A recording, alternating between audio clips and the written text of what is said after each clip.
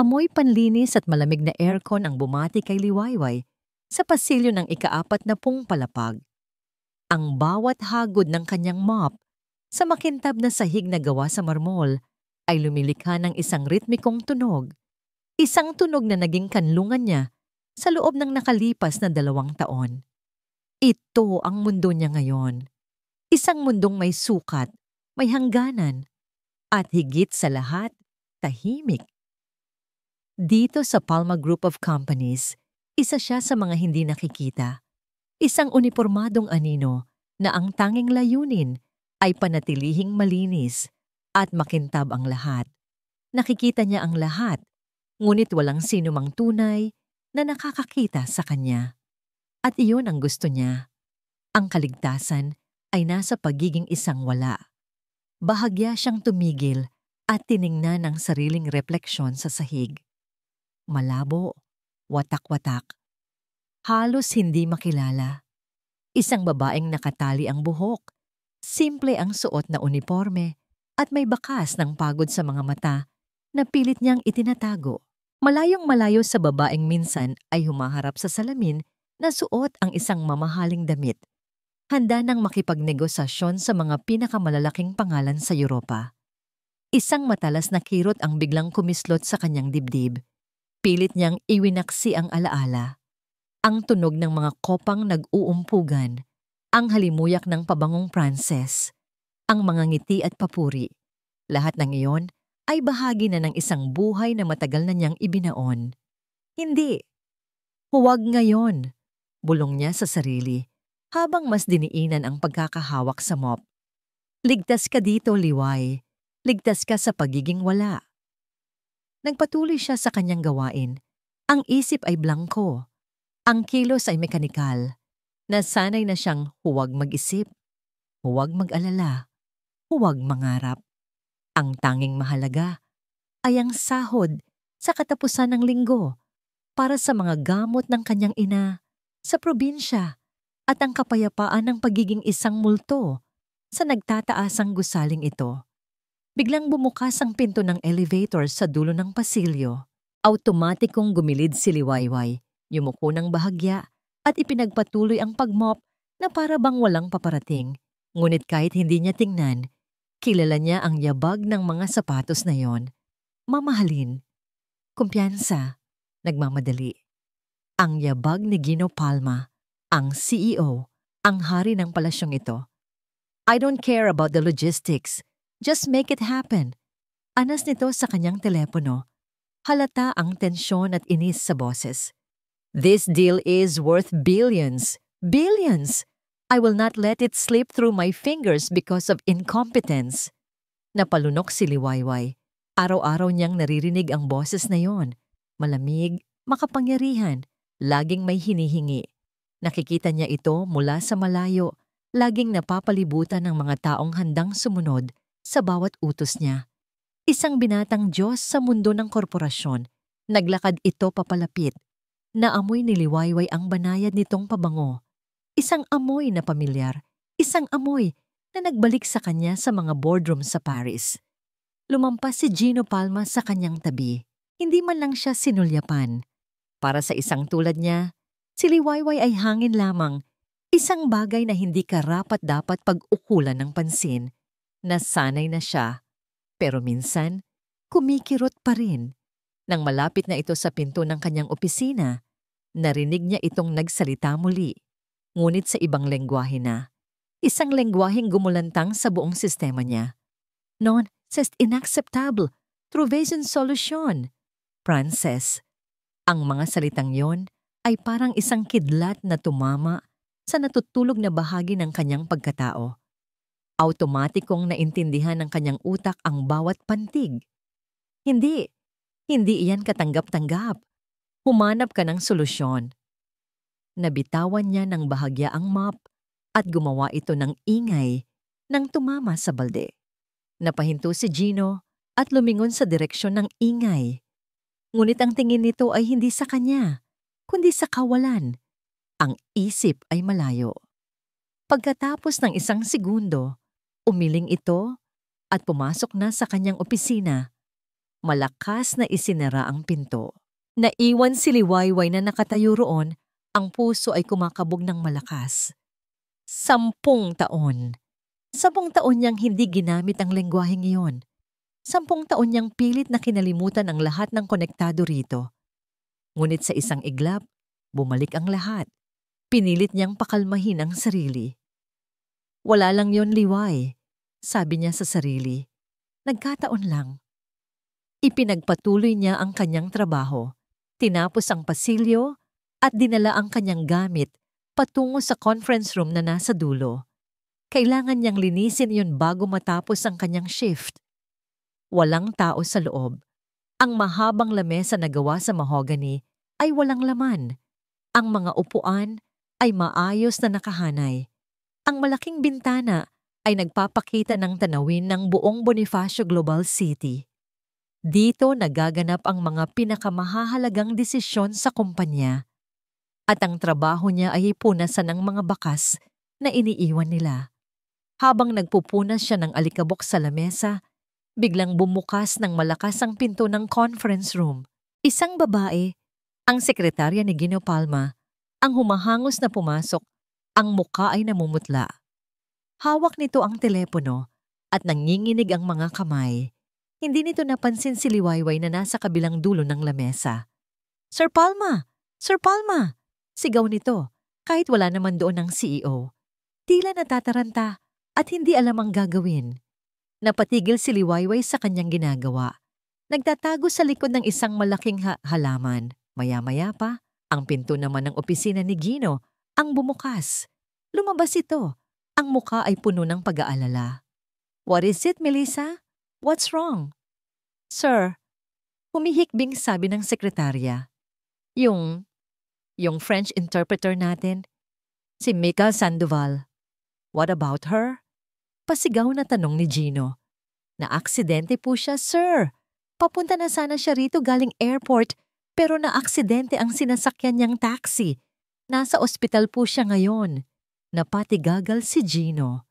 Ang kulay sa kanyang muka ay biglang nawala. What? No. No, this can't be happening. Sir, anong gagawin natin? Halos maiyak na tanong ni Melissa. Darating na po ang mga French investors. Ang sabi ng airport, lumapag na po ang private plane nila. They will be here in less than 2 hours. Para kay Gino Palma, ang mundo ay gumuho sa loob lamang ng ilang segundo. Ang mga salita ni Melissa ay parang mga punyal na tumusok sa kanyang tainga at diretsong kumalat na lason sa buong sistema niya. Na-aksidente, nasa ospital. Ang 2 pariralang iyon ay sapat na para wasakin ang pundasyon ng lahat ng kanyang pinaghirapan sa loob ng 6 na buwan. What? Anas niya, hindi makapaniwala. No, this can't be happening. Ang kanyang boses ay isang mahinang bulong. Ang unang senyales ng isang paparating na bagyo. Sir, anong gagawin natin? Halos maghisterikang tanong ni Melissa. Ang kanyang mga mata ay puno ng takot. Takot na sumasalamin sa sariling takot na nararamdaman ni Gino. They will be here in less than 2 hours. Ang mga salitang iyon ang gumising sa kanya mula sa pagkatulala. Galit. Isang nag-aalab na galit ang biglang pumalit sa pagkagulat. Galit sa sitwasyon, galit sa malas, galit sa sarili. Get out! Mariin niyang utos kay Melissa. Po, sir? I said get out. Sigaw niya. At sa pagkakataong yon, napatalon sa takot ang kanyang sekretarya at mabilis na tumalima. Isinasara ang pinto ng conference room. Naiwan si Gino na mag-isa sa malawak na silid. Ang katahimikan ay nakakabingi. Sinabunutan niya ang sariling buhok. Ang kanyang perpektong ayos ay nagulo. Naglakad siya pabalik-balik na parang isang leon na nakakulong sa hawla. Ang bawat hakbang niya ay mabigat, puno ng bagsik. 1 bilyong piso. 1 bilyong pisong halaga ng renewable energy project. Ito ang magpapatatag sa Palma Group of Companies sa susunod na dekada. Ito ang kanyang pagkakataon para patunayan sa Board of Directors at sa multo ng kanyang yumaong ama na karapat-dapat siya sa apelyidong Palma. At ngayon, lahat ng iyon ay maaaring mawala dahil sa isang translator. Isang malakas na kalabog ang umalingaw-ngaw sa buong palapag. Dumapo ang kamao ni Gino sa ibabaw ng makintab na mahogany table. Ang sakit na gumuhit sa kanyang mga buto ay hindi sapat para daigin ang apoy na nagliliyab sa kanyang dibdib. Kinuha niya ang kanyang telepono at nagsimulang mag-dial. Bawat pagring ay parang isang martilyo na pumupukpok sa kanyang sentido. Walang imposible. Siya si Gino Palma. Hindi siya papayag na matalo ng ganito. Ngunit ang mundo ay tila may ibang plano para sa kanya. I'm sorry, Mr. Palma, but we can't provide a high-level French interpreter on such short notice. Ang pinakamagaling po namin ay nasa Cebu pa para sa isang conference. Sir, we can send someone, but we can't guarantee their expertise for a billion-peso deal. Sunod-sunod na pagtanggi, sunod-sunod na pintong isinasara sa kanyang mukha. Sa bawat tawag, mas lalo siyang nilalamon ng desperasyon. Habang abala siya sa kanyang telepono, bahagyang bumukas ang pinto. Pumasok ang isang lalaking kasing edad niya. Suot ang isang mamahaling suit na halos kasing kintab ng kay Gino. Si Victor Imperial, ang kanyang pinsan at ang vice president ng kumpanya. Gino, narinig ko ang nangyari. Sabi nito, ang boses ay puno ng pekeng pag-aalala. Kumusta ka? Ayos ka lang ba? I'm busy, Victor. Malamig na sagot ni Gino. Hindi man lang ito tinitingnan. Naglakad si Victor papalapit, umupo sa isa sa mga upuan at nagdekwatro. Grabe naman ang malas mo, pinsan. Sa lahat ng araw, ngayon pa talaga. This deal is your baby, right? Sayang naman kung sa'yo pababagsak ang lahat ng pinaghirapan ng tito. Bawat salita ni Victor ay may nakatagong patalim. Alam ni Gino na sa likod ng mga ngiting iyon, nagdidiwang ang kanyang pinsan. Matagal nang gusto ni Victor na agawin ang posisyon niya. Matagal na nitong hinihintay ang kanyang pagbagsak. I can handle this, mariing sabi ni Gino. Bagamat kahit siya ay hindi na naniniwala sa sarili niyang mga salita. Talaga? Paano? Tanong ni Victor, may mapanuksong ng ngiti sa labi. Magdadasal ka na lang ba na biglang matutong mag-Pranses ang isa sa mga janitor natin? Hindi sumagot si Gino. Ibinaba niya ang telepono. Wala na siyang ibang maisip na tawagan. Talo na ba siya? Ang imahe ng kanyang ama ay biglang lumitaw sa kanyang isipan. Matikas, makapangyarihan, at hindi kailanman nagpapatalo. A Palma never quits, Gino. We find a way or we make one. Napapikit si Gino. I'm sorry, Dad. I'm trying. Nang imulat niya ang kanyang mga mata, ang kanyang paningin ay napadako sa paligid ng silid, naghahanap ng kahit anong sagot, kahit anong milagro. Ang kanyang mga mata ay dumaan sa mga eleganteng upuan, sa mamahaling carpet, sa malaking bintana, at sa wakas, sa isang anino sa sulok. Ang babaeng tagalinis. Nakatayo ito roon, halos hindi humihinga, hawak ang isang basahan. Nakalimutan ni Gino na may ibang tao pa pala sa silid. Sa buong kaguluhang iyon, hindi man lang niya namalayan ang presensya nito. Gaya ng dati. Isa lang itong bahagi ng muebles, isang bagay na hindi pinapansin. Ngunit may kakaiba sa mga mata nito. Nakatingin ito sa kanya, hindi nang may takot tulad ni Melissa o pang-aalipusta tulad ni Victor. Nakatingin ito sa kanya na may pag-intindi, imposible. Itinuon na lang niya ulit ang kanyang atensyon sa kawalan. Sumusuko na. Ito na yata ang katapusan. At sa gitna ng nakakabinging katahimikan at pag-amin ng pagkatalo, isang boses ang bumasag dito. Mahina, ngunit malinaw. Hindi nanggaling kay Victor. Monsieur Palma, je peux vous aider. Je parle français. Napahinto ang paghinga ni Gino. Ang kanyang buong katawan ay nanigas. Naintindihan niya ang mga salitang yon. Tua ngay palma, toy ko tejup ngay, toy noy ting fap. Dahan-dahan, na parang sa isang slow motion na pelikula, ipinihit niya ang kanyang ulo patungo sa direksyon ng boses. Ang kanyang mga mata ay nanlaki. Hindi maari.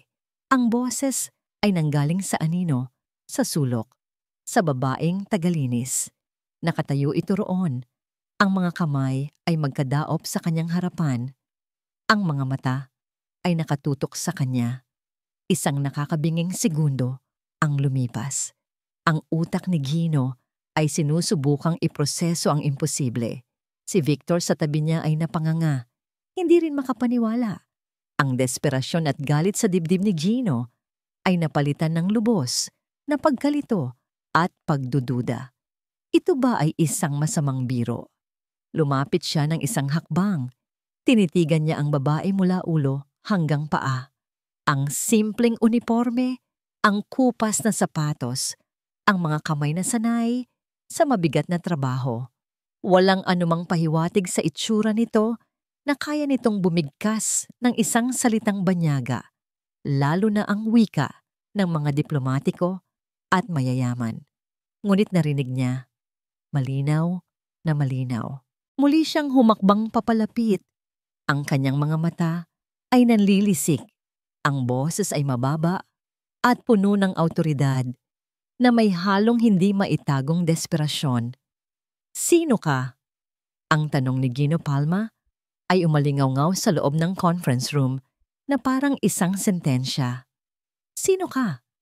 Bawat pares ng mata sa silid.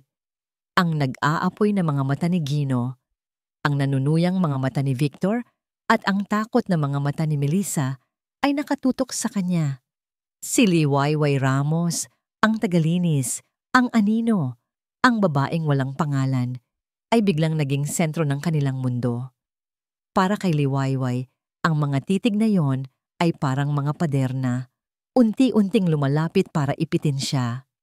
Ang puso niya ay dumadagundong sa kanyang dibdib. Napakalakas, na para bang gusto nitong kumawala at tumakbo palayo. Ang hangin sa kanyang baga ay biglang naubos. Ito na. Ito na ang kinatatakutan niya. Ang pagiging sentro ng atensyon. Ang pagtatanong, "Nagpapatawa ka ba, miss?" Bumasag si Victor sa katahimikan. Isang tawang mapang-uyam ang gumuhit sa kanyang labi. Gino, nagpapadala ka sa desperasyon. Isa lang siyang janitor. Baka ang alam lang niyan ay we at mercy. Ngunit hindi inaalis ni Gino ang tingin nito kay Liwayway. Mayroong isang bagay sa tindig ng babae sa paraan ng pagbigkas nito sa mga salitang Pranses kanina. Hindi ito basta-basta. Sa kabila ng suot nitong uniforme at ng takot sa mga mata nito, mayroong isang kislap ng dignidad. Pinilit ni Liwayway na lunukin ang takot na bumabara sa kanyang lalamunan. Ngayon na niya nasabi iyon, hindi na niya mababawi. Ang isang bahagi ng kanyang pagkatao na matagal na niyang ikinulong, ang bahaging matalino, kumpiyansa, at sanay sa ganitong mga sitwasyon, ay biglang nagpupumiglas na makalaya. Nagsasalita po ako ng Pranses sa... Muli niyang sabi, mas malinaw na ngayon ang kanyang boses, bagamat nanginginig pa rin ng bahagya. Tumira po ako sa Paris ng 10 taon. Napasinghap si Melissa. Si Victor naman ay napailing na lang na parang nanonood ng isang katawa-tawang palabas.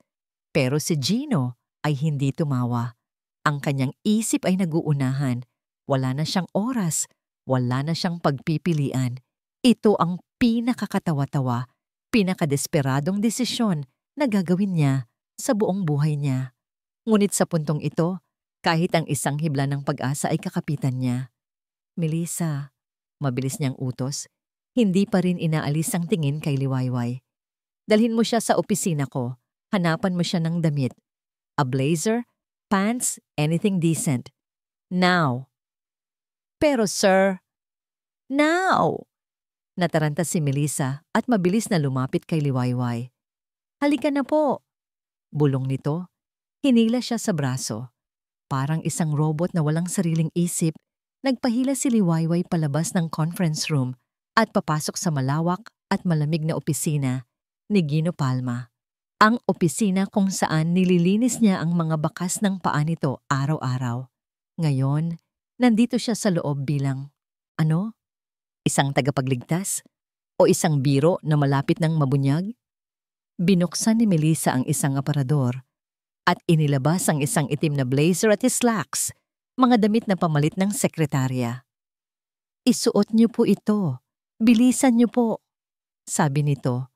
Puno pa rin ng pagdududa ang boses. Naiwan si Liwayway na mag-isa. Nagmamadali niyang hinubad ang kanyang uniforme, ang kanyang baluti, ang kanyang pagkakakilanlan sa loob ng 2 taon. Habang isinusuot niya ang medyo maluwag na blazer at pantalon, napatingin siya sa salamin. Ang babaeng nakatingin pabalik ay isang estranghera, isang babaeng nasa pagitan ng 2 mundo. Hindi na ang tagalinis, ngunit hindi pa rin ang babae mula sa kanyang nakaraan. Humugot siya ng isang malalim na hininga. "Kaya mo to, Amara." Isang boses ang bumulong mula sa pinakailalim ng kanyang isip. Ang pangalang iyon, ang pangalang matagal na niyang hindi naririnig. Paglabas niya, naghihintay na si Gino at Victor.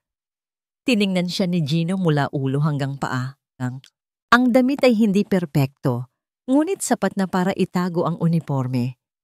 Ang buhok niya ay nakatali pa rin at ang mukha niya ay walang kolorete. Ngunit ang kanyang mga mata, nagbago ang mga ito. Ang takot ay napalitan ng isang blangkong determinasyon. "Let's go," sabi lang ni Gino at nagsimulang maglakad. Ang bawat hakbang pabalik sa conference room ay parang isang paglalakbay patungo sa bitayan. Pagpasok nila, ang mga French investors sa pangunguna ng isang matandang lalaki na may maputing buhok at matalas na mga mata ay nakaupo na. Seryoso ang kanilang mga mukha. "My apologies for the delay, Mr. Vargas," sabi ni Gino. Umupo sa kabisera ng lamesa.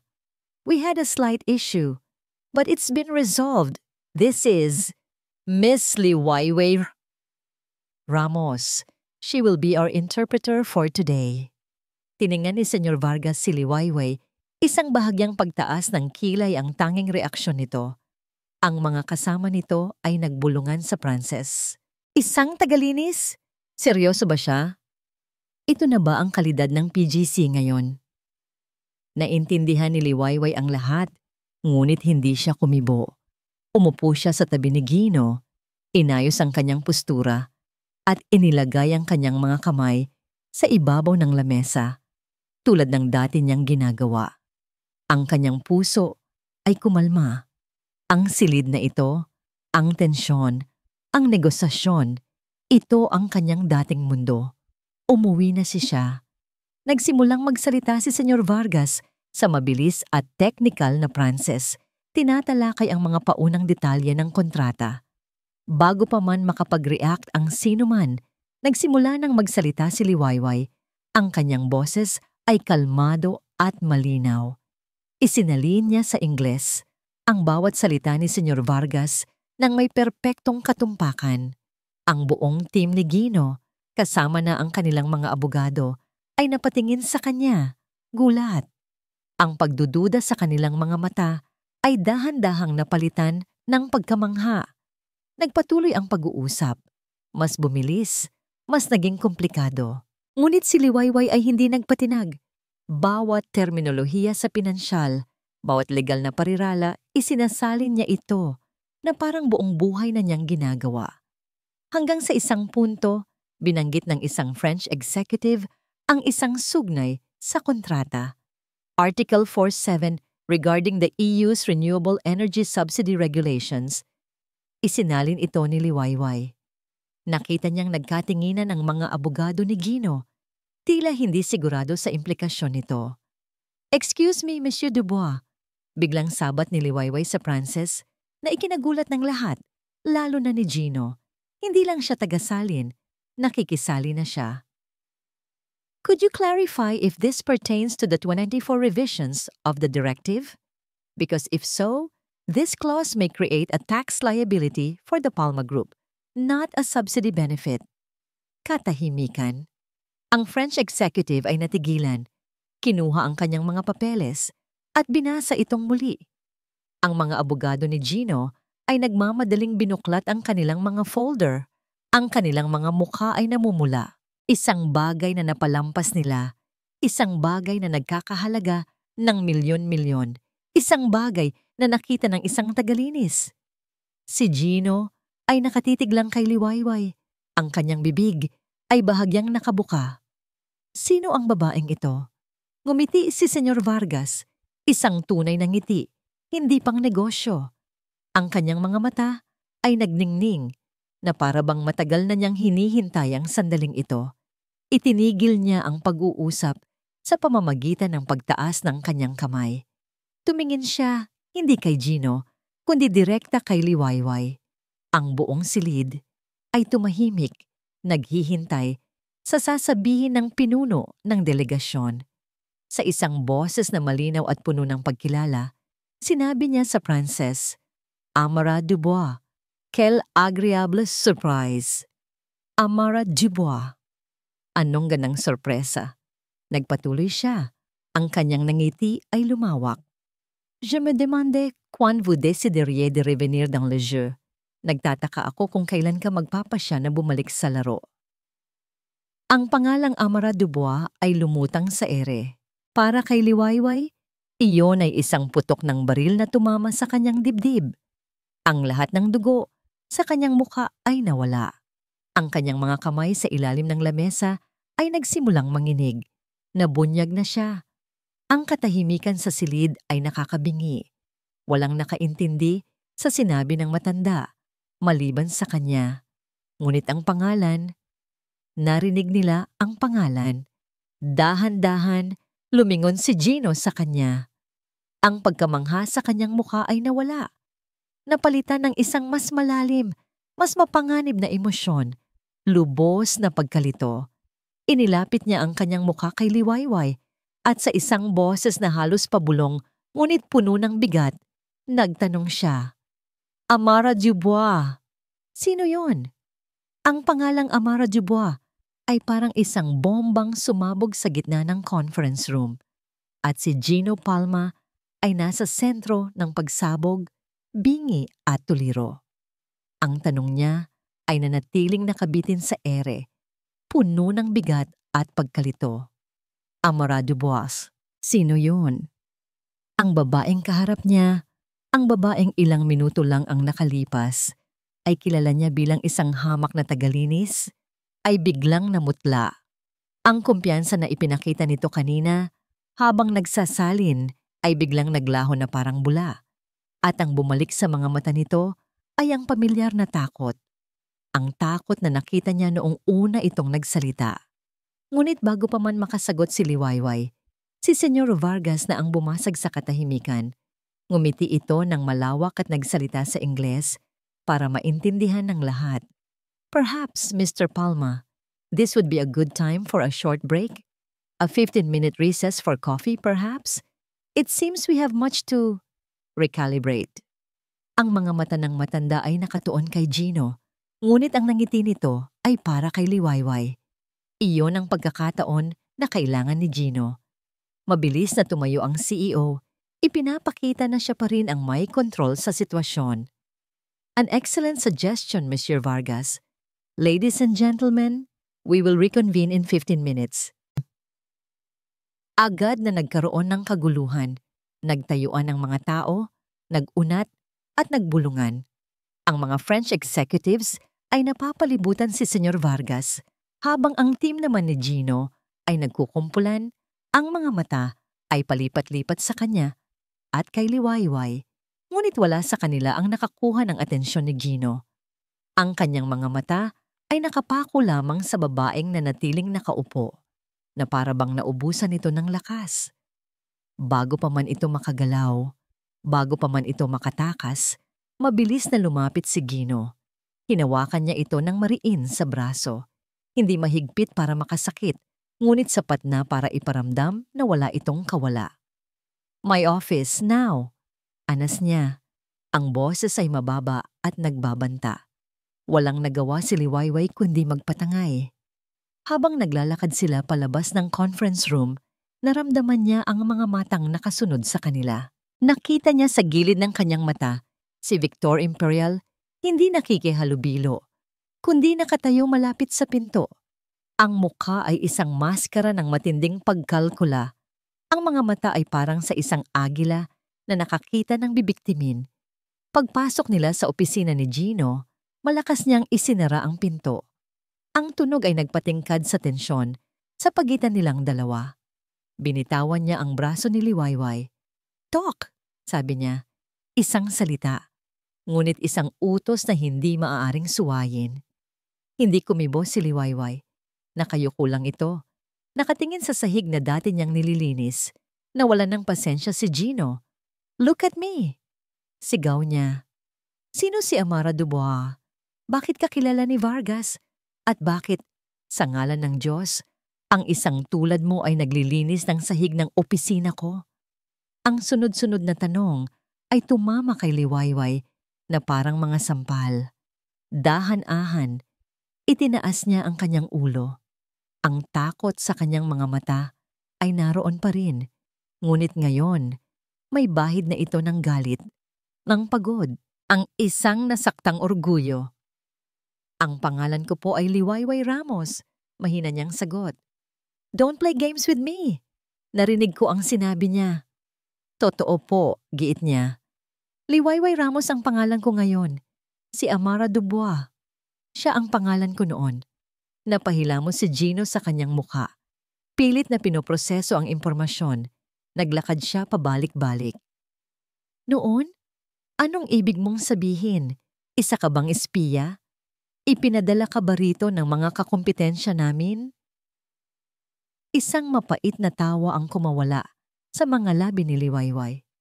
"Kung espiya po ako, sir, sa tingin niyo ba hahayaan kong mabuhay ako sa ganitong kalagayan sa loob ng 2 taon?" May punto siya. Napahinto si Gino at tinitigan siya. Ang pagdududa ay naroon pa rin, ngunit ngayon nahaluan na ito ng matinding pagtataka. Ang babaeng ito ay isang malaking palaisipan. "Nagtrabaho po ako dati bilang isang consultant." Pag-amin ni Liwayway, maingat na pinipili ang kanyang mga salita. "Sa Europa, doon ko nakilala si Senyor Vargas. Ngunit, may nangyari po sa pamilya ko. Isang malaking problema. Kinailangan kong iwan ang lahat. Bumalik ako dito sa Pilipinas para magsimula ulit. Para makalimutan ang lahat." Magsimula ulit? Sa pamamagitan ng pagiging janitor? Hindi makapaniwalang tanong ni Gino. Mula sa pagiging consultant na kilala ng isang bilyonaryong tulad ni Vargas, hanggang sa pagmomop ng sahig, hindi ka panipaniwala. Isang butil ng luha ang pumatak mula sa mata ni Liwayway, ngunit mabilis niya itong pinunasan. "Minsan, sir, ang pinakaligtas na lugar para magtago ay sa lugar kung saan walang sino man ang mag-aakalang hahanapin ka." Sabi niya, ang boses ay basag. "Mas gugustuhin ko na pong maging anino kaysa harapin muli ang panghuhusga ng mundo." Ang sakit sa kanyang boses ay totoo. Naramdaman yun ni Gino. Ngunit ang isip niya bilang isang negosyante ay nagsusumigaw ng pag-iingat. Isa siyang panganib. Isang unknown variable. Samantala, sa labas ng opisina, maingat na lumayo si Victor Imperial mula sa karamihan. Kinuha niya ang kanyang telepono at nag-dial sa isang numero. "Hello?" Sagot ng isang magaspang na boses sa kabilang linya. "It's me," sabi ni Victor. Ang boses ay mababa. "May ipapahanap ako sa'yo. Isang pangalan. Amara Dubois. May connection sa France, sa mundo ng negosyo. Hanapin mo ang lahat. Mga record, artikulo, eskandalo, lahat. I want it yesterday." "May bayad yan, boss," sagot ng kausap. "Just send me the bill. I need results. Pass." Ibinaba ni Victor ang telepono. Isang nangiting demonyo ang dahan-dahang gumuhit Sa kanyang mga labi, Amara Dubois, sino ka man, gagamitin kita para wasakin si Gino. Sa loob ng opisina, ang katahimikan ay muling namayani. Si Gino ay nakatayo sa harap ng malaking bintana. Nakatalikod kay Liwayway, tinitingnan ang syudad sa ibaba. Ang kanyang isip ay nagtatalo, pagdududa. Ang babaeng ito ay isang malaking kasinungalingan. Nagtatago, may daladalang bagahe na maaaring makasira sa kumpanya. Paghanga, iniligtas niya ang kumpanya mula sa isang multimilyong pagkakamali. Ang kanyang talino ay hindi maikakaila. Kung wala siya, tapos na ang laban. Isang palma never quits. We find a way, or we make one. Ang mga salita ng kanyang ama, ito ba ang paraan na ipinadala sa kanya ng tadhana? Tadhana? Isang anghel na nakasuot ng uniforme ng tagalinis? Humarap siya kay Liwayway. Ang kanyang desisyon ay buo na. It was a gamble, a crazy, high-stakes gamble, but it was the only move he had left. Magkano ang sweldo mo bilang janitor? Bigla niyang tanong. Natigilan si Liwayway. Po? 12,000 pesos po kada buwan, sir. Lumakad si Gino patungo sa kanyang lamesa. Kumuha ng isang papel at nagsimulang magsulat. Simula ngayon, hindi ka na babalik sa paglilinis. Itinulak niya ang papel at ballpen papunta kay Liwayway. Iyan ay isang pansamantalang kontrata para sa susunod na 2 linggo. Habang tinatapos natin ang negosasyong ito, ikaw ay magiging special consultant ko. Ang sahod mo ay 250,000 pesos. Nanlaki ang mga mata ni Liwayway. 250,000 pesos para sa 2 linggo? Iyon ay halos 2 taon na niyang sahod. Ano po? Narinig mo ako. Seryosong sabi ni Gino. Iyan ang halaga ng serbisyo mo sa akin ngayon. Ngunit may mga kondisyon. Wala kang sasabihin kahit kanino tungkol sa nakaraan mo. Ang pangalan mo ay Liwayway Ramos. Ang lahat ng katanungan tungkol sa'yo ay ako ang sasagot. Maliwanag? Dahan-dahang tumango si Liwayway, hindi pa rin makapaniwala sa nangyayari. Good, sabi ni Gino. Ang kanyang boses ay muling naging malamig at makapangyarihan. Lumapit siya hanggang sa halos 1 pulgada na lang ang pagitan ng kanilang mga mukha. Tinitigan niya ito ng diretso sa mata. Ang kanyang tingin ay matalim at nanunuot. Hindi ko kailangang malaman kung sino ka talaga o kung ano ang tinatakbuhan mo. Ang kailangan ko lang ay iligtas mo ang PGC sa deal na ito. Huminto siya sandali. Hinayaan ang bigat ng kanyang mga salita na bumaon. Pero tandaan mo to, Miss Ramos, bawat galaw mo. Binabantayan ko. Gabi na nang matapos ang 2 round ng negosasyon, inihatid ni Gino ang mga French investors pabalik sa kanilang hotel at sa unang pagkakataon sa buong araw, isang nakakabinging katahimikan ang namayani sa pagitan nilang dalawa habang nasa loob ng sasakyan. Sa kapihan ng Pag-asa tayo, biglang basag ni Gino sa katahimikan. Iniuutos sa kanyang driver. Kailangan nating pag-aralan ang mga bagong puntos bago ang meeting bukas. Kapihan ng Pag-asa. Napangiti ng bahagya si Liwayway. Pag-asa. Isang salitang tila matagal na niyang hindi nararamdaman, ngunit ngayon ay dahan-dahang nagpaparamdam muli. Ang coffee shop ay halos wala ng tao. Ang amoy ng bagong timplang kape at tinapay ay yumakap sa kanila pagpasok.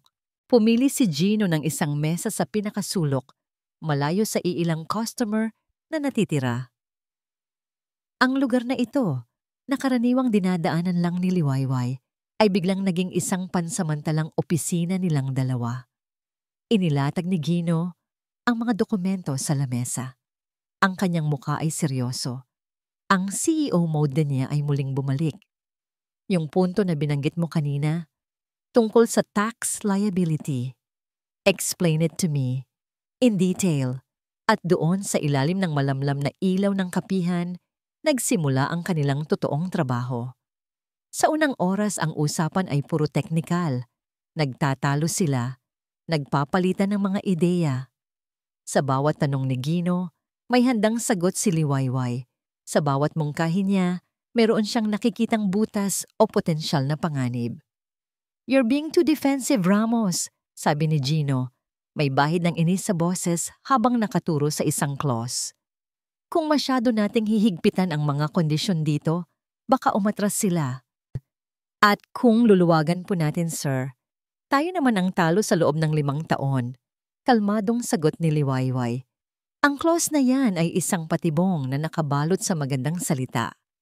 Ang gusto nila ay akuin natin ang lahat ng operational risk, habang sa kanila napupunta ang lahat ng initial tax credits. Nakita ko na po ang ganitong stratehiya dati. Napahinto si Gino. Tinitigan niya si Liwayway, hindi bilang isang empleyado, kundi bilang isang kapwa estratehista. Nakita niya ang talas ng isip nito, ang lalim ng karanasan na hindi maitatago ng simpleng pananamit. "Hindi ka talaga nagpapalampas ng kahit ano, ano?" Sabi niya. Hindi na ito tanong kundi isang pag-amin. Isang pag-amin na may kasamang paghanga. Isang kakaibang init ang gumapang sa dibdib ni Liwayway. Paghanga. Mula kay Gino Palma, sa loob ng 2 taon, hangin lang ang tingin nito sa kanya. Ngayon, nakikinig ito. Nakikita siya nito. At ang pakiramdam na iyon ay mas nakalalasing pa kaysa sa pinakamatapang na kape. Sa gitna ng kanilang mainit na diskusyon, sa sobrang pagod at puyat, hindi sinasadyang natabig ni Gino ang kanyang tasa ng kape. Tumapon ang mainit na likido sa ibabaw ng ilang mahahalagang dokumento. "Shit!" Malutong na mura ni Gino, napatayo sa gulat at inis. Ngunit bago pa man siya mataranta, si Liwayway ay kumilos na. Mabilis ngunit kalmado, kumuha siya ng isang bungkus ng tissue mula sa dispenser. Maingat niyang idinampi ang mga ito sa natapunang papel. Sinisip-sip ang kape. "Huwag po ninyong kuskusin, sir. Masisira ang papel," mahinahon niyang sabi, na para bang sanay na sanay siyang magligpit ng kalat ng iba. Na totoo naman. "Okay lang to, mababasa pa naman." Napatigil si Gino sa pag-aalala at napatingin sa kanya. Sa paraan ng pagkilos nito, sa kalmadong boses nito, sa gitna ng kanyang maliit na krisis. At isang bagay na hindi niya inaasahan ang nangyari. Isang tawa. Hindi isang pilit na tawa o isang sarkastikong tawa. Isang totoo. Malutong na tawa ang kumawala mula sa bibig ni Gino Palma. Napahawak pa ito sa kanyang tiyan. Natigilan si Liwayway. Ngayon niya lang ito narinig tumawa. Ang tunog na yon ay nag-alis ng lahat ng talim at lamig sa imahe ng CEO. Bigla, ang lalaking nasa harap niya ay hindi na ang hari ng PGC. Isa na lang siyang pagod na lalaki na nakatapon ng kape. I'm sorry," sabi ni Gino habang pinipigil ang tawa. "It's just that, for the past 6 months, I've been treating this contract like it's a matter of life and death. And now, kape. Natalo ako ng kape. At ikaw, you're handling it like you're defusing a bomb." Napangiti na rin si Liwayway. Isang maliit na hihiyang ngiti. "Sanay na po, sir." Ang tawanan na iyon ang bumasag sa yelo sa pagitan nila. Pagkatapos nilang mailigtas ang mga dokumento, ang kanilang pag-uusap ay naging mas magaan. "Saan mo natutunan ang lahat ng to?" tanong ni Gino habang nagtitimpla ng panibagong kape. "Ang galing mong makipagnegosasyon." "Sa Paris, sir," sagot ni Liwayway, maingat pa rin. "Anong pinakagusto mo sa Paris?" Usisa ni Gino, isang tunay na kuryosidad ang nasa kanyang mga mata. Nag-isip si Liwayway. Hindi niya pwedeng ikwento ang mga mamahaling restaurant o mga business meeting, kaya pumili siya ng isang simpleng alaala, isang ligtas na alaala. "Ang mga umaga po," panimula niya. Ang kanyang tingin ay lumayo. Bumabalik sa nakaraan. "Bibili po ako ng pain o syokola sa isang maliit na panaderya. Tapos, Uupo ako sa tabi ng Seine River, kahit malamig, kahit mag-isa, habang pinapanood ko ang pagdaan ng mga bangka. Pakiramdam ko po, ang lahat ng bagay ay posible. Nakinig lang si Gino, hindi nagsasalita. Sa simpleng kwento ni Liwayway, nasilayan niya ang isang bahagi ng pagkatao nito. Isang babaeng simple, nangangarap, at marahil malungkot. Isang babaeng malayo sa imahe ng isang corporate shark o ng isang hamak na janitor. Isang komportableng katahimikan ang namayani. Sa pagitan nila, ang tanging maririnig ay ang mahinang tunog ng jazz music sa kapihan at ang pagtibok ng sariling puso ni Liwayway. Itinaas niya ang kanyang paningin mula sa tasa ng kape. Nahuli niya si Gino na nakatitig sa kanya. Walang pagdududa, walang awtoridad. Ang naroon lang ay isang malalim na pagtataka. Ang paraan ng pagtama ng ilaw sa mukha nito, ang pagod sa mga mata nito na napalitan ng isang malambot na kislap. Mayroong isang bagay na humila sa kanya, isang koneksyon na hindi niya maipaliwanag, isang kuryenteng dumaloy sa pagitan ng kanilang mga mata. Ito ba ang pakiramdam ng muling makita? Ang sandaling iyon, na tila tumagal magpakailanman, ay biglang pinutol ng isang matinis na tunog. Ang pag-vibrate ng telepono ni Gino sa ibabaw ng lamesa. Agad na naputol ang kanilang titigan. Kinuha ni Gino ang telepono, tila nagising mula sa isang panaginip. Tiningnan niya ang screen. Nakita ni Liwayway ang pagbabago sa mukha nito. Ang lambot at kuryosidad sa mga mata nito ay biglang naglaho. Bumalik ang lamig. Ang pader na sandali niyang nalimutan ay muling itinayo. Mas mataas, mas matibay. Ang kanyang mga panga ay nagtiim. Ano yan? Mahinang tanong ni Liwayway, nakaramdam ng biglaang kaba. Hindi sumagot si Gino. Itinagilid lang niya ang screen ng telepono para hindi niya makita. Ngunit sa isang iglap, bago niya ito maitago, nahagip ng mga mata ni Liwayway ang ilang salita sa screen. Isang email. Mula sa isang hindi kilalang address, ang subject line na nakasulat sa malalaking titik, babala tungkol sa babae mong kasama. Ang mga salita sa subject line ay parang mga kidlat na tumama sa screen ng telepono ni Gino. Babala tungkol sa babae mong kasama. Sa isang iglap, ang mahika ng sandaling iyon ay naglaho. Ang init ng kape, ang lambot ng ilaw, ang katahimikang nagsimula nang maging komportable. Lahat ay nilamon ng isang nagyayelong kaba. Ang pader na pinabagsak ng kanilang tawanan at kwentuhan kanina ay muling itinayo ni Gino, mas mataas at mas matibay. Sino yan? Ulit na tanong ni Liwayway. Ang boses niya ay may bahid na ng pag-aalala. Nakita niya ang pagbabago sa ekspresyon ni Gino. Nakita niya ang pagbabalik ng CEO. It's nothing.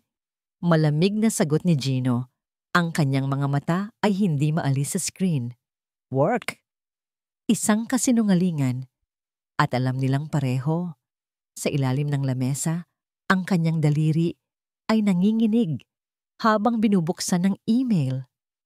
Ang nag-iisang laman nito ay isang link. Walang salita, walang paliwanag. Tanging isang link. Nag-alinlangan siya ng isang segundo. Bahagi ng kanyang isip ay nagsusumigaw na huwag itong buksan, na ipagpatuloy na lang ang gabing ito. Ngunit ang CEO sa kanya, ang ginupalma na sinanay na harapin ang lahat ng panganib, ang nanalo. Pinindot niya ang link. Nag-load ang isang webpage, isang luma, halos 10 taon na, ang nakalipas na online news article. Ang titulo pa lang ay parang sampal na dumapos sa kanyang mukha.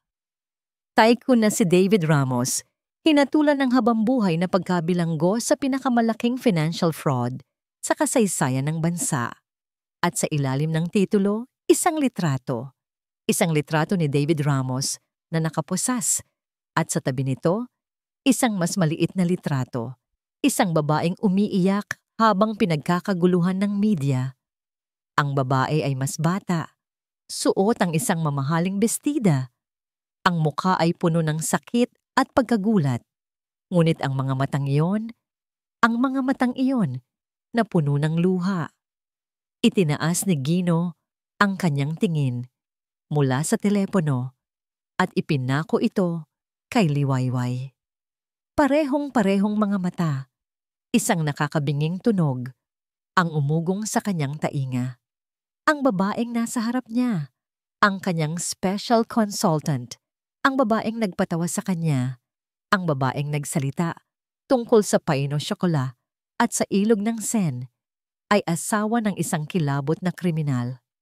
This is you, anas niya. Ang boses ay walang emosyon, patay. Ipinakita niya ang screen ng telepono kay Liwayway. Ang reaksyon ni Liwayway ay mas mabilis pa sa kidlat. Ang kaunting kulay na bumalik sa kanyang mukha kanina ay biglang naglaho, pinalitan ng isang nakakakilabot na pamumutla. Ang kanyang mga mata ay nanlaki sa takot, na para bang nakakita siya ng multo. Ang multo ng kanyang nakaraan. Saan? Saan mo nakuha yan? Nanginginig niyang tanong. Ang kanyang tingin ay hindi maalis sa sarili niyang litrato.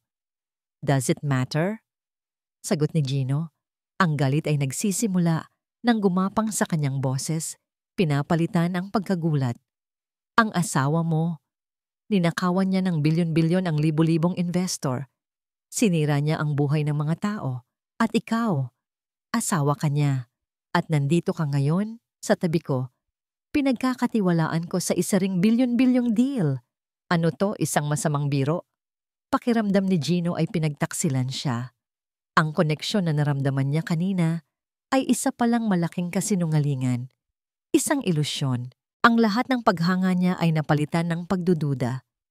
Habang nangyayari ito, sa isang marangyang bar, sa kabilang panig ng lungsod, nakaupo si Victor Imperial, isang baso ng mamahaling alak ang nasa kanyang kamay. Katatapos lang niyang ipadala ang email. Nakuha mo na ba ang impormasyon? Tanong niya sa kausap sa telepono. Oo, boss. Sagot ng tamto.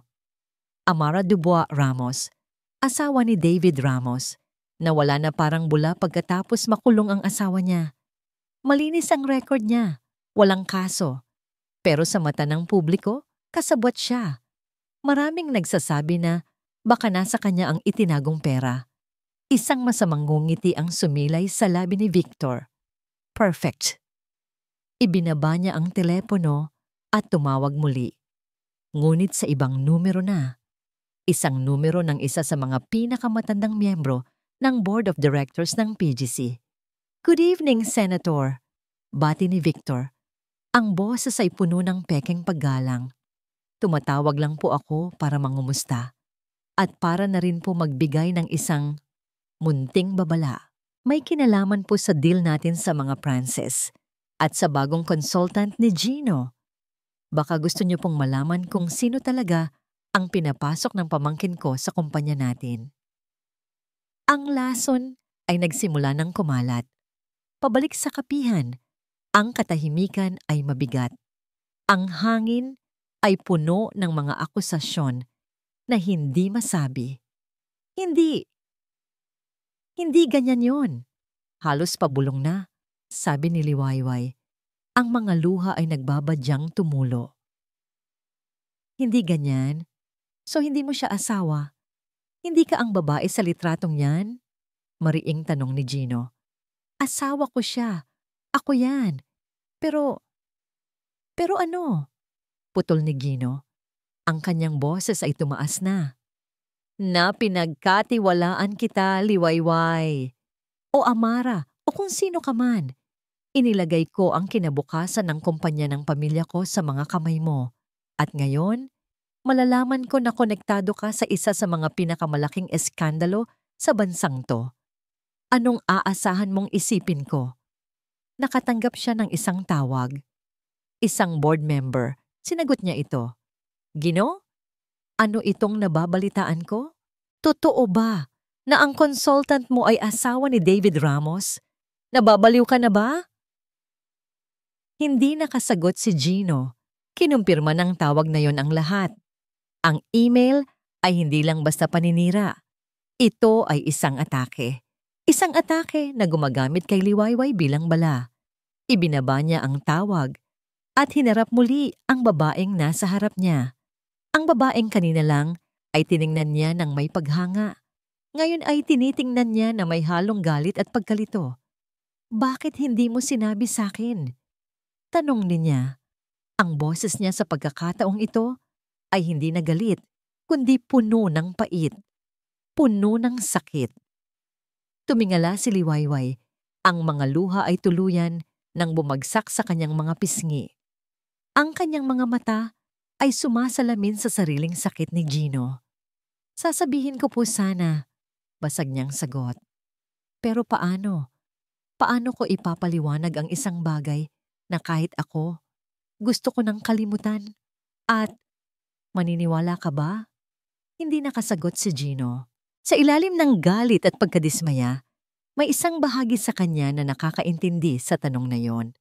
Kung sinabi ba nito sa kanya mula sa simula, bibigyan niya ba ito ng pagkakataon? O itataboy niya rin ito agad-agad? Ngunit huli na ang lahat para sa mga tanong na yon. Ang pinsala ay nagawa na. Umuwi ka na, malamig niyang sabi. Inililigpit ang mga dokumento.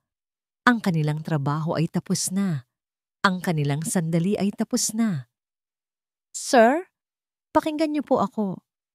Sinabi ko, umuwi ka na. Ulit niya, hindi na ito tinitingnan. Bukas, kailangan ka pa rin sa meeting. Consultant pa rin kita. Pero pagkatapos nito, pagkatapos ng deal na to, tapos na tayo. Maliwanag? Hindi na sumagot si Liwayway. Tumayo siya. Ang kanyang mga balikat ay nanghihinang napabagsak. Bawat hakbang niya palayo ay parang isang suntok sa dibdib ni Gino. Naiwan siyang mag-isa sa lamesa, kasama ang 2 tasa ng malamig na kape at isang lason na artikulo sa kanyang telepono. Ang babaeng nagligtas sa kanyang deal ay siya rin palang maaaring maging dahilan ng kanyang pagbagsak. Ang paglalakad palabas ng kapihan ng Pag-asa ay ang pinakamahabang paglalakad sa buhay ni Liwayway. Bawat hakbang palayo kay Gino ay parang isang hakbang pabalik sa madilim na bangin ng kanyang nakaraan. Ang init na naramdaman niya kanina, ang pag-asa, ang kilig, ang pakiramdam na muling maging isang buong tao ay biglang nilamon ng isang nagyeyelong lamig. Nakarating siya sa kanyang maliit na inuupahang apartment na hindi niya namamalayan kung paano. Isinara niya ang pinto at doon, sa dilim, sa wakas ay bumigay siya. Bumagsak siya sa sahig. Ang likod ay nakasandal sa pinto at humagulgol. Hindi ito iyak ng pag-aalala. Ito ay iyak ng isang taong pagod ng tumakbo. Sa loob ng 2 taon, itinayo niya ang mga pader sa paligid ng kanyang puso. Sa loob ng 2 taon, nilinlang niya ang sarili na ang pagiging invisible ay kapayapaan. Ngunit sa loob lamang ng 2 araw, winasak ni Gino Palma ang lahat ng iyon. Binuksan niya ang kanyang puso, kahit kaunti, at sinaktan lang siya. Ang tunog ng mga kamera, ang flash ng mga ilaw na nakakasilaw. Mrs. Ramos, totoo po ba na alam niyo ang mga iligal na gawain ng asawa niyo? Saan niyo itinago ang pera ng mga biktima? Ang mga mukha ng dati niyang mga kaibigan ngayon ay puno ng panghuhusga at pag-iwas. Ang pagtalikod ng sarili niyang pamilya, takot na madamay sa kahihiyan. At ang pinakamasakit sa lahat, ang mukha ng kanyang asawang si David sa kanilang huling pag-uusap sa kulungan. Wala akong kasalanan, Amara, sabi nito. Ang mga mata ay hindi makatingin sa kanya. Frame up lang ang lahat. Maniwala ka sa akin. Ngunit hindi na siya naniwala. Nakita niya ang ebidensya. Nakita niya ang mga pangalan ng mga taong nawala ng lahat. Mga pensyonado, mga pamilyang nag-iipon para sa pag-aaral ng kanilang mga anak. At ang pirma ng kanyang asawa ay nasa lahat ng iyon. Ang iyak ni Liwayway ay naging tahimik na mga hikbi. Ang sakit ng pagtataksil ni David ay muling nanariwa. Ngunit ngayon, may bago itong kasama. Ang sakit mula sa mga salita ni Gino. Bakit hindi mo sinabi sa akin? Paano nga ba? Paano niya ipapaliwanag ang kahihiyan? Ang sakit? Ang pakiramdam na ang buong pagkatao mo ay nabahiran ng kasalanan ng ibang tao? Kinabukasan, pumasok siya sa PGC na parang isang kaluluwang ligaw. Ang suot niyang blazer at slacks ay ang uniforme niya ngayon. Ngunit pakiramdam niya ay mas hubad pa siya kaysa noong suot niya ang damit panlinis. Ang bawat tingin ng mga empleyadong nakakasalubong niya ay parang isang kutsilyong tumatarok sa kanyang likod. Alam na ba nila? Kumalat na ba ang balita? Sa conference room, ang tensyon ay hinihiwa ng kutsilyo. Ang mga French investors ay tila walang alam, ngunit ang team ni Gino ay hindi mapakali. Si Victor Imperial ay nakangiti, isang nangiting tagumpay na para sa kanya lang. At si Gino, hindi siya tinitingnan ni Gino. Nagsimula ang meeting. At tulad ng isang professional, isinantabi ni Liwayway ang kanyang sariling sakit. Nagsalin siya, nagbigay ng payo. Pinrotektahan niya ang interes ng PGC. Ang kanyang isip ay gumagana na parang isang makina, ngunit ang kanyang puso ay manhid. Ginagawa niya ang trabaho niya. Iyon lang. Pagkatapos ng meeting, habang nagliligpit siya ng kanyang mga gamit, nilapitan siya ni Gino. Ramos, tawag nito. Ang boses ay formal, malamig. May ilang bagay pa tayong kailangang ayusin para bukas. Sa opisina ko. 5 minutes. Tumango lang si Liwayway at sumunod. Sa loob ng opisina, inilatag ni Gino ang mga dokumento. Walang kape, walang tawanan. Puro trabaho lang. Habang nagpapaliwanag si Gino tungkol sa isang financial projection, hindi na natiis ni Liwayway. Kailangan ko pong malaman, sir. Putol niya. Ang kanyang boses ay nanginginig, ngunit determinado. Ang mga tingin ng mga tao sa labas. Ang tawag na natanggap niyo kagabi, kumalat na po ba? Itinigil ni Gino ang kanyang ginagawa at tiningnan siya. Isang mahabang, nakakapasong tingin. Oo. Simpleng sagot niya. Napapikit si Liwayway. Ang kinatatakutan niya ay nangyari na. Sino po? Sino ang nagkalat? Hindi ko alam. Sagot ni Gino. Ngunit ang kanyang mga mata ay nagsasabi ng ibang kwento. Alam niyang may kinalaman dito si Victor. Pero hindi na yun mahalaga. Ang mahalaga ay kung paano natin haharapin to. Paano natin haharapin? Mapait na tanong ni Liwayway. Sir, ang sinisira nila ay ang pangalan ko, hindi ang sa inyo. Nagkakamali ka, mariing sabi ni Gino. Ang kanyang boses ay biglang nagkaroon ng bigat. Lumapit siya. Ang kanyang mga mata ay puno ng isang emosyon na hindi maintindihan ni Liwayway. Frustration, pressure, at isang bagay pa. Sa oras na pinaupo kita sa tabi ko sa conference room na, yan ang problema mo ay naging problema ko na rin. Ang pangalan mo ay nakakabit na sa pangalan ko. Ikaw ang kahinaan ko ngayon. Naiintindihan mo ba? Ang mga salitang iyon ay tumagos sa puso ni Liwayway. Kahinaan. So yun lang po pala ang tingin niyo sa akin, sabi niya. Ang kanyang boses ay halos hindi na marinig. Isang kahinaan, isang problema na kailangan niyong ayusin. Natahimik si Gino. Nakita niya ang sakit sa mga mata ni Liwayway. Nakita niya na ang kanyang mga salita, na sinabi niya dahil sa frustration at pressure mula sa board, ay tumama sa maling paraan. Sinubukan niyang magpaliwanag. Hindi, Liwayway. Hindi yun ang ibig kong sabi. Wag po. Putol niya. Itinaas ang kanyang kamay. Ang mga luha ay muling namuo sa kanyang mga mata. Naiintindihan ko na po. At doon, sa harap ng naguguluhang si Gino Palma, sinabi ni Liwayway ang isang bagay na hindi niya inaasahan. Pero siguro nga po tama kayo. Sabi niya. Ang kanyang boses ay biglang naging malamig. Nawalan ng lahat ng emosyon. Siguro nga po, hindi niyo dapat ako pinagkatiwalaan. Liwayway? Paano niyo nga ba mapagkakatiwalaan ang isang babaeng may ganoong nakaraan? Tanong niya. Ang tanong ay hindi para kay Gino, kundi para sa sarili niya. Ang tanong na bumabagabag sa kanya sa loob ng maraming taon. Paano niyo mapagkakatiwalaan ang isang babaeng baka kahit ang sarili niya ay hindi niya mapagkatiwalaan? Ang bigat ng mga salitang iyon ay nagpabagsak sa balikat ni Gino. Ito na. Ito na ang pinakamalalim na sugat ni Liwayway, ang pagdududa sa sarili. At sa hindi niya sinasadyang paraan, dinagdagan pa niya ang asin dito. Kinuha ni Liwayway ang kanyang bag at ang kanyang pansamantalang ID card. Dahan-dahan, inilapag niya ang ID sa ibabaw ng lamesa ni Gino, sa tabi mismo ng mga dokumento ng bilyong-pisong kontrata. Ang tunog ng paglapag ng plastik sa kahoy ay umalingaw-ngaw sa buong opisina. Napatingin si Gino sa ID, tapos sa mukha ni Liwayway. Ang kanyang mga mata ay walang laman, blanko, talunan. Anong ginagawa mo?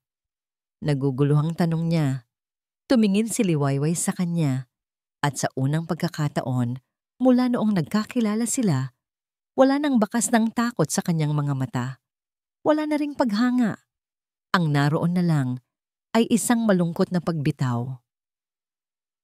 Kung isa po akong kahinaan sa laban na ito, Sir Palma, kung gayon aalisin ko na po ang sarili ko sa daan ninyo. Sabi niya, salamat po sa pagkakataon, pero hindi ko na po kaya. Aalis na po ako. Aalis na po ako. Ang mga salita ni Liwayway ay nanatiling nakalutang sa hangin. Matagal pagkatapos niyang isara ang pinto ng opisina. Ang mahinang pag-click ng pinto ay parang tunog ng isang hatol. Isang hatol na si Gino Palma mismo ang gumawa. Nakatayo lang siya roon, nakatitig sa temporary ID card na iniwan ni Liwayway sa kanyang lamesa. Isang maliit na piraso ng plastik.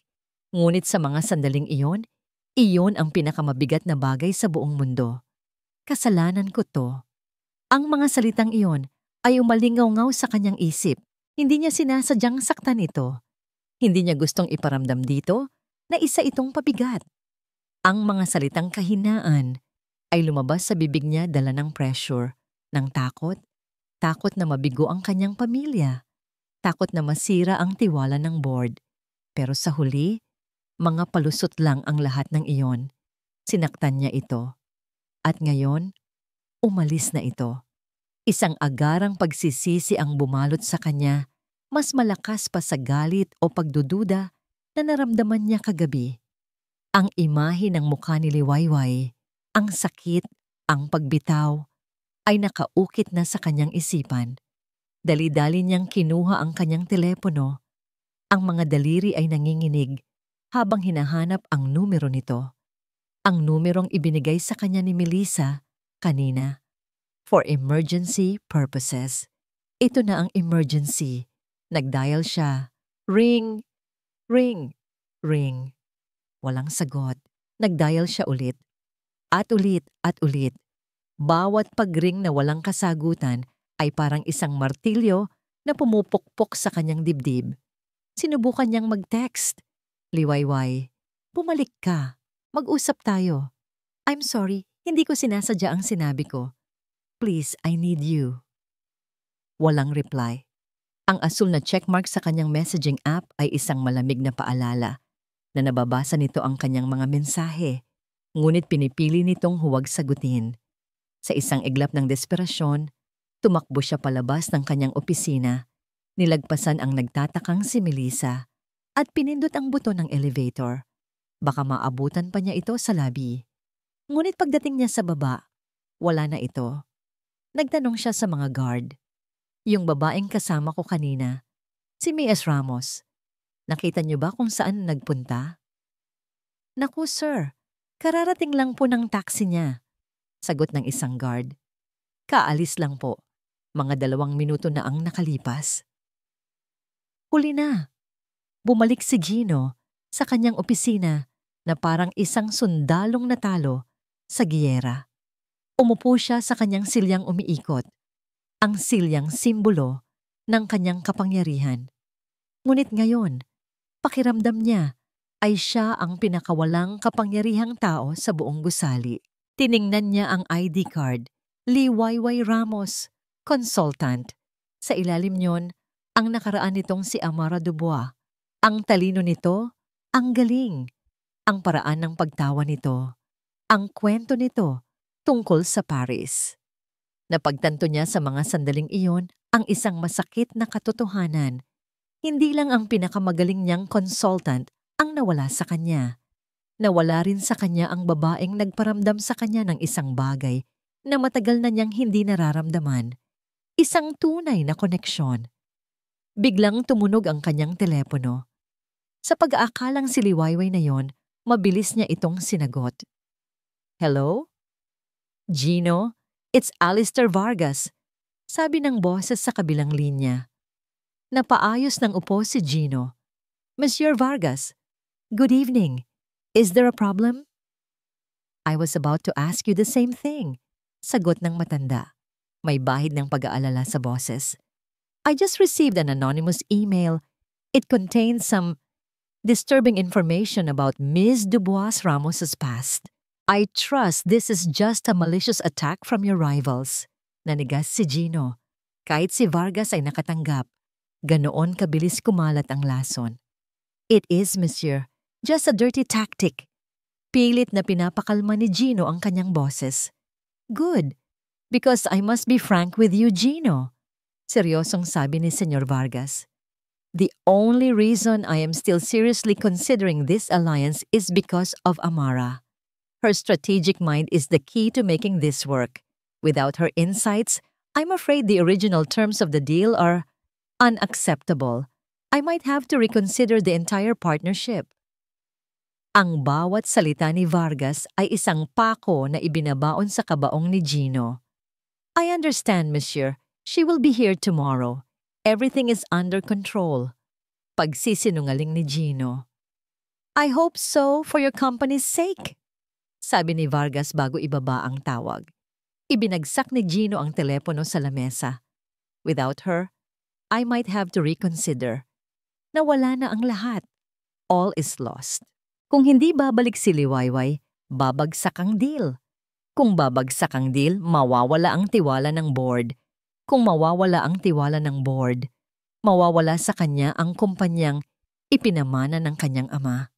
Lahat ng kanyang pinaghirapan ay magiging abo dahil sa isang pagkakamali, dahil sa ilang masasakit na salita na dala ng kanyang pride at takot. Tumingin siya sa labas ng bintana. Ang mga ilaw ng syudad ay kumikislap sa ibaba. Isang paalala ng mundong nasa balikat niya. Ngunit sa mga sandaling iyon, hindi niya naramdaman ang kapangyarihan. Ang naramdaman niya ay ang bigat ng kalungkutan at pagsisisi. Kailangan niya si Liwayway. Hindi lang para sa deal. Kailangan niya ito dahil kailangan niya ito. Sa gitna ng kanyang pag-iisip, isang email notification ang lumitaw sa kanyang computer screen. Galing ito kay Melissa. Subject: Urgent. Emergency board meeting tomorrow at 9 a.m. Binuksan niya ang email. Ang puso niya ay bumagsak sa kanyang sikmura. To all board members, in light of recent developments that pose a significant threat to the company's integrity and ongoing negotiations, I am calling for an emergency board meeting tomorrow, September 27th, 2025 at 9 o'clock a.m. Agenda: a vote of no confidence against CEO Gino Palma. Sincerely, Victor Imperial Vice President. Ito na. Ang kudeta, ang patibong na matagal nang inihahanda ni Victor, at si Gino ay diretsong naglakad papunta rito. Walang deal, walang liwayway, at bukas baka wala na rin siyang kumpanya. Napatungo si Gino sa kanyang lamesa, ang kanyang ulo ay nakapatong sa kanyang mga kamay. Sa unang pagkakataon sa kanyang buhay bilang CEO, naramdaman niyang wala na siyang kontrol. Talo na siya. Habang si Gino Palma ay nalulunod sa pagsisisi sa kanyang malamig na opisina, si Victor Imperial naman ay nagpapakasasa sa tamis ng tagumpay. Nakatayo siya sa harap ng salamin sa kanyang penthouse unit, Inaayos ang kanyang mamahaling necktie. Ang refleksyon niya ay ngumingiti pabalik. Isang ngiti ng isang manlalarong malapit ng mag-checkmate. Ang bawat piraso ng kanyang plano ay perpektong bumagsak sa lugar. Ang pagsabotahe sa orihinal na interpreter, ang paghahanap ng kahinaan ni Liwayway, ang pagpapakalat ng lason sa Borart at kay Senyor Vargas, at ang huling pako sa Kabaong. Ang pag-udyok sa mismong si Gino na itaboy ang nag-iisa nitong alas. Perpekto. Humigop siya mula sa kanyang baso ng 25-year-old single malt scotch. Ang lasa nito ay lasa ng kapangyarihan. Bukas, sa ganitong oras, hindi na lang siya vice president. Siya na ang uupong hari. Ang Palma Group of Companies, na dapat ay sa kanya mula pa sa simula, ay mapupunta na rin sa wakas sa mas karapat-dapat na mga kamay, ang kanyang mga kamay. Pinsan, sabi niya sa kanyang refleksyon, isang mapanuyang tawa ang kumawala sa kanya. Lagi kang mas magaling sa eskwela, mas paborito ng mga lolo't lola, at sa huli, sa'yo ipinamana ni Tito ang lahat. Pero nakalimutan mo ang isang bagay na itinuro niya sa ating dalawa. Sa mundo ng negosyo, hindi laging ang pinakamagaling ang nananalo. Ang nananalo ay ang pinakakayang maging tuso. Inayos niya ang kanyang jacket. Ang kanyang kilos ay puno ng kumpiyansa. Inihanda na niya ang lahat para bukas. Ang mga ebidensya na nagpapakita ng kapabayaan ni Gino, ang mga testimonya na binayaran niya mula sa mga nag-aalalang empleyado, at ang kanyang ingranding talumpati kung saan ilalatag niya ang kanyang vision para iligtas ang kumpanya mula sa bingit ng kapahamakan na dinala mismo ni Gino. Ang buong board ay nasa kanyang panig na. Kahit ang mga loyalista ng kanyang tiyuhin ay nagsimula ng mag-alinlangan kay Gino, ang kailangan na lang niya ay isang formalidad, isang boto. Kinuha niya ang kanyang telepono at tiningnan ang litrato ni Amara Dubois Ramos mula sa lumang artikulo. Salamat sa iyo, Amara, bulong niya. Sino ang mag-aakala na ang multo mula sa nakaraan ay magiging susi ko pala sa hinaharap? Sayang, hindi na tayo magkikita. Sigurado akong sa mga oras na to, pabalik na siya sa kung saang probinsya man siya nagtatago. Isang pakiramdam ng lubos na kasiyahan ang bumalot sa kanya. Ito na ang rurok ng lahat ng kanyang pinaghirapan. Ang lahat ng kanyang paninira, pagmamanipula, at pagtataksil ay magbubunga na. Ngunit habang nagpapakalunod si Victor sa kanyang tagumpay, sa isang maingay at magulong bus station sa Pasay, isang ibang klaseng laban ang nagaganap. Nakaupo si Liwayway sa isang malamig na upuang metal. Hawak ang isang one-way ticket papuntang Batangas, kung nasaan ang kanyang ina. Ang bag niya ay nasa kanyang paanan, naglalaman ng iilang damit at ng lahat ng natitira sa kanyang dignidad. Tapos na, aalis na siya. Babalik na siya sa pagiging anino. Ngunit sa pagkakataong ito, mas malayo, mas malalim ang pagtatago.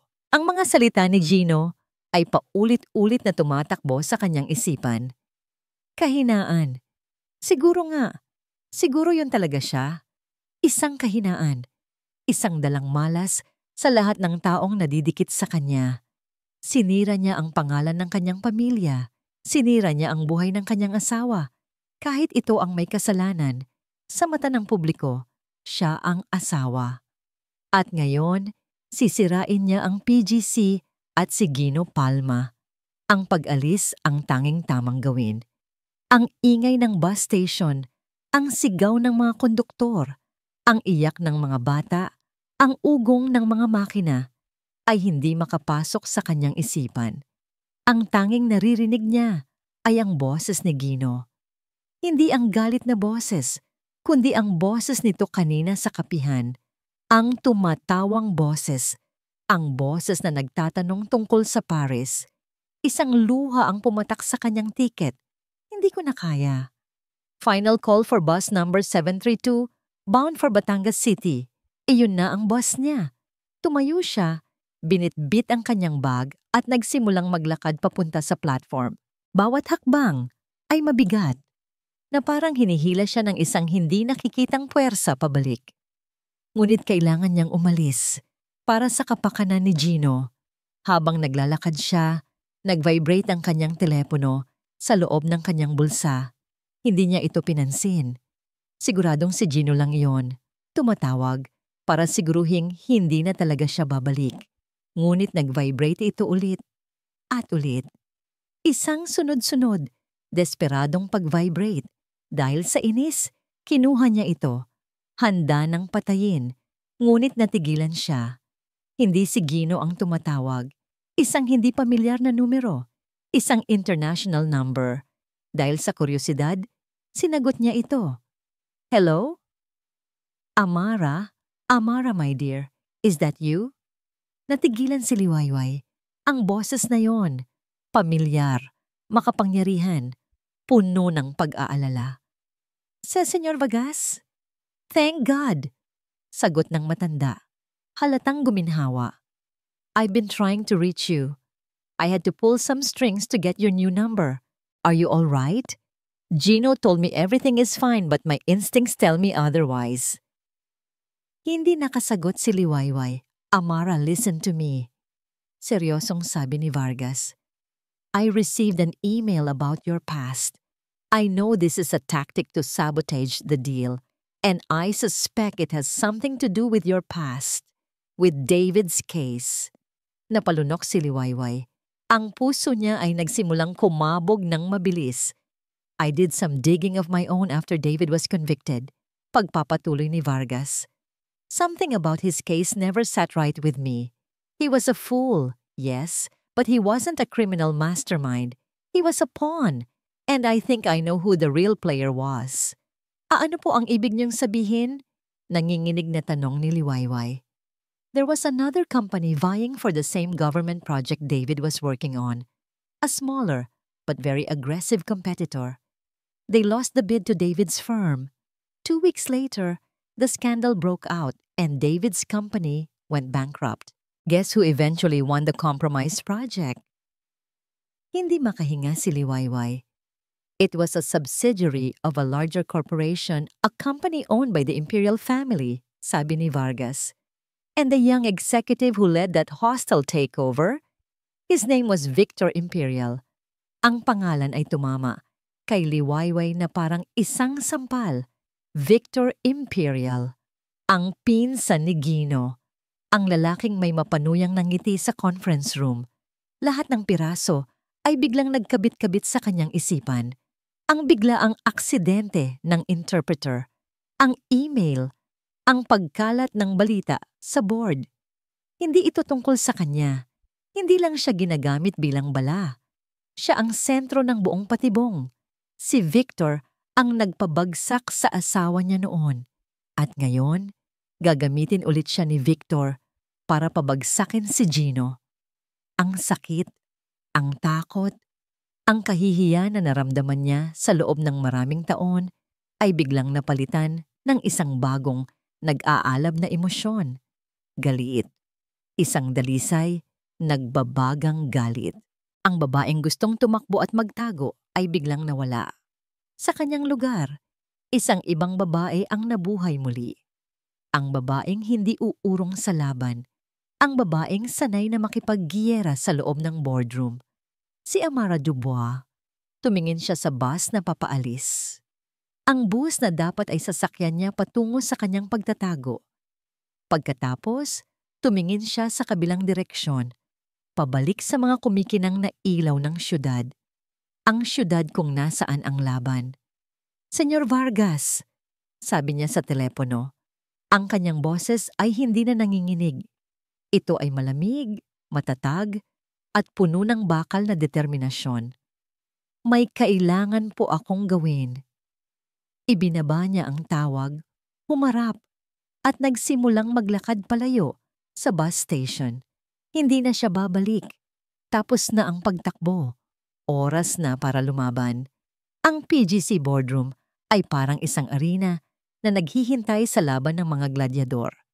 Ang hangin ay mabigat sa tensyon. Ang mahabang mahogany table ay napapalibutan ng mga pinakamakapangyarihang tao sa kumpanya, mga matatandang lalaki at babae na ang bawat desisyon ay nagkakahalaga ng bilyon-bilyon. Sa isang dulo, nakaupo si Victor Imperial, kalmado, kumpiyansa, ang ngiti ng tagumpay ay nakapinta na sa kanyang mukha. Sa tabi niya ay ang mga folder na naglalaman ng kanyang mga ebidensya. Handa na siyang pumatay. Sa kabisera, nakaupo si Gino Palma, mag-isa. Ang kanyang mukha ay isang blankong maskara, ngunit sa ilalim nito, isang bagyo ng emosyon ang nagwawala. Kagabi, hindi siya natulog. Sinubukan niyang tawagan si Liwayway ng paulit-ulit. Ngunit ang telepono nito ay hindi na makontak. Talo na siya, alam niya. Ngunit kung babagsak siyang lumalaban bilang isang Palma. Kung kompleto na ang lahat, maaari na nating simulan. Anunsyo ng chairman ng board. Mr. Imperial, the floor is yours. Tumayo si Victor, inayos ang kanyang suit at sinimulan ang kanyang atake. Mga kagalang-galang na miyembro ng board, panimula niya, ang kanyang boses ay puno ng pekeng pagpapakumbaba. Tinatagan ko ang pulong na ito ng may mabigat na puso dahil ang taong aking kukwestiyonin ay hindi lang ang ating CEO. Siya ay aking pinsan, aking kadugo. Nagsimula siyang maglatag ng mga dokumento, mga email, mga ulat. Lahat ay pinili at minanipula para magmukhang si Gino ay pabaya, iresponsable at nagpadala sa emosyon. Dinala niya sa sentro ng ating pinakamahalagang negosasyon ang isang babaeng may kaduda-dudang nakaraan, isang babaeng asawa ng isang kilabot na manloloko. Inilagay niya sa alanganin ang buong Palma Group dahil sa isang personal na kahinaan. Ang mga salitang personal na kahinaan ay tumama kay Gino na parang suntok. Ang sarili niyang mga salita ngayon ay ginagamit laban sa kanya. Hindi kumibo si Gino. Hinayaan niya lang si Victor na ilabas ang lahat ng lason nito. Nang matapos si Victor, ang lahat ng mata ay napunta kay Gino. Mr. Palma, sabi ng chairman, do you have anything to say in your defense? Tumayo si Gino. Tiningnan niya ang bawat miyembro ng board, ang mga taong nakita siyang lumaki, ang mga dating kaibigan ng kanyang ama.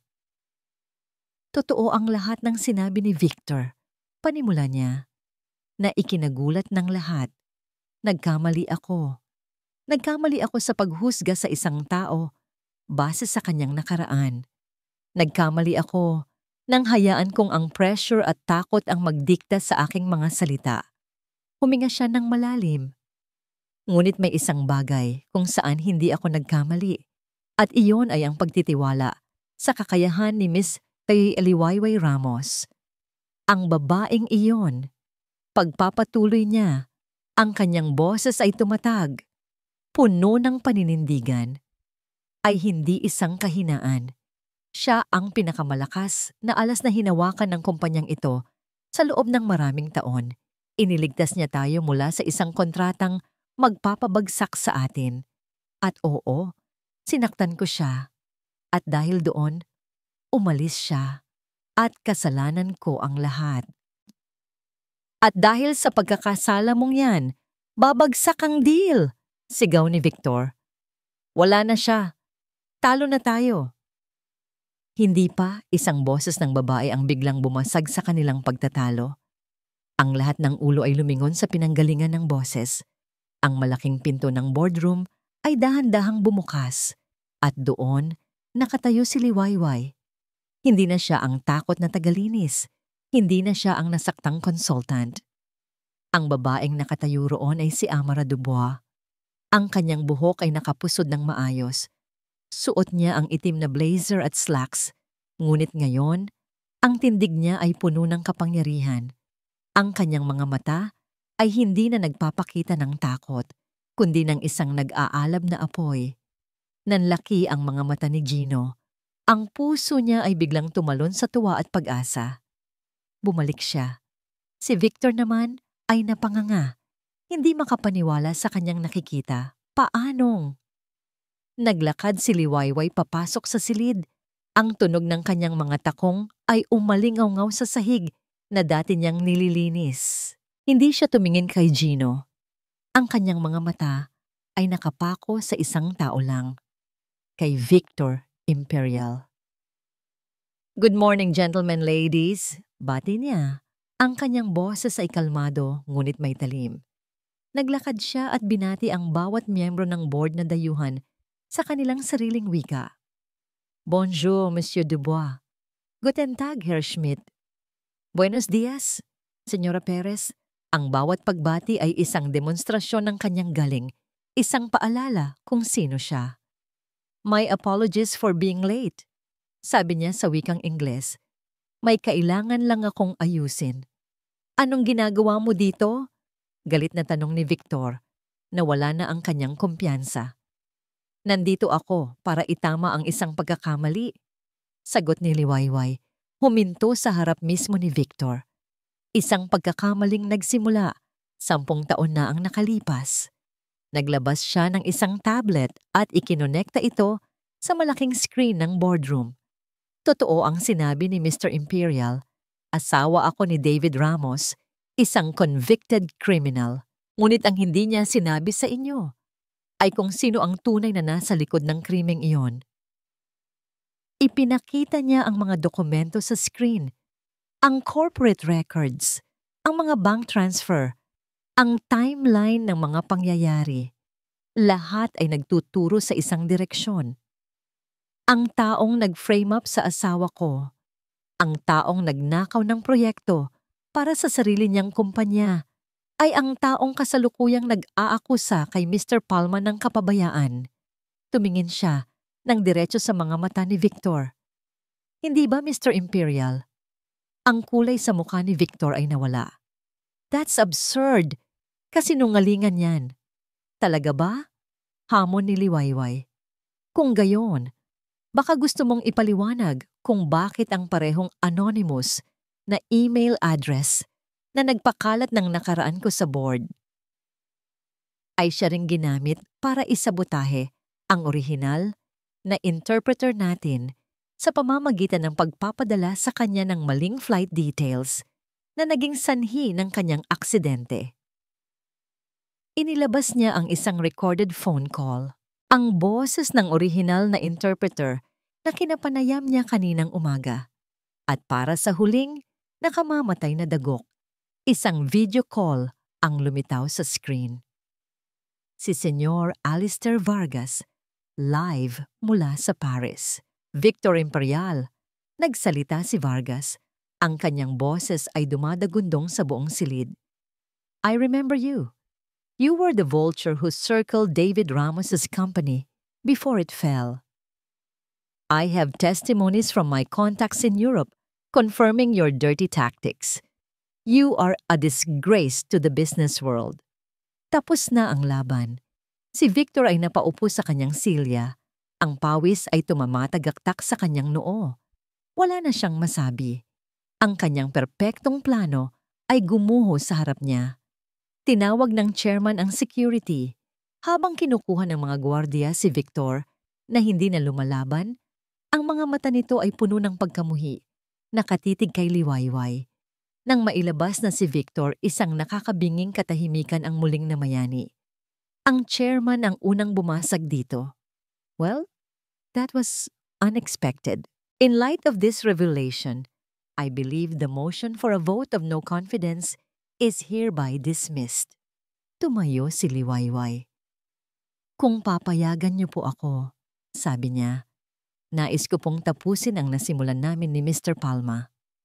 Sa sumunod na oras, si Liwayway, o mas kilala na ngayon bilang si Amara, ang nanguna sa presentasyon.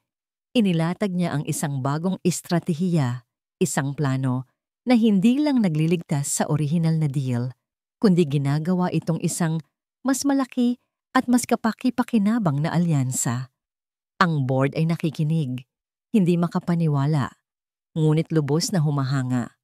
Si Gino naman ay nakaupo lang, pinapanood siya. Pinapanood ang babaeng minsan niyang tinawag na kahinaan. Ngayon, nakikita niya kung sino talaga ito. Hindi isang kahinaan, kundi isang reyna na muling inangkin ang kanyang trono. At sa gitna ng kanyang paghanga, naramdaman niya ang isang matinding kirot ng pagsisisi at pag-ibig. Bumalik ito. Hindi para sa deal, hindi para sa pera. Bumalik ito para sa kanya. Ang mga sumunod na araw pagkatapos ng emergency board meeting ay parang isang panaginip. Ang balita tungkol sa pagtataksil at pagkakaaresto kay Victor Imperial ay kumalat na parang apoy sa buong komunidad ng negosyo. Ngunit mabilis itong natabunan ng mas malaking balita. Ang anunsyo ng makasaysayang alyansa sa pagitan ng Palma Group of Companies at ng kumpanya ni Senyor Vargas. Ang deal na orihinal na nagkakahalaga ng ₱1 bilyon ay naging isang multibilyong pisong strategic partnership. Salamat sa henyo at talas ng isip ni Amara Dubois Ramos. Ang kanyang pangalan ay muling umugong sa mga boardroom, hindi na bilang asawa ng isang kriminal, kundi bilang isang alamat na muling nabuhay.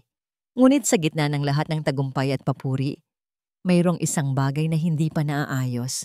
Isang usapan na kailangang mangyari. Isang hapon, pagkatapos ng sunod-sunod na pagpupulong, natagpuan ni Gino si Liwayway na nakatayo sa balkonahe ng kanyang opisina, tahimik na nakatingin sa papalubog na araw. Sa loob ng ilang araw, naging formal at propesyonal ang kanilang pakikitungo. Nagtatrabaho sila ng magkasama. Perpekto ang kanilang tambalan pagdating sa negosyo. Ngunit ang pader sa pagitan nila ay naroon pa rin. Mas mataas pa kaysa sa gusali ng pidgis, dahan-dahang lumapit si Gino. Hindi na siya ang aroganteng CEO na unang nakita ni Liwayway.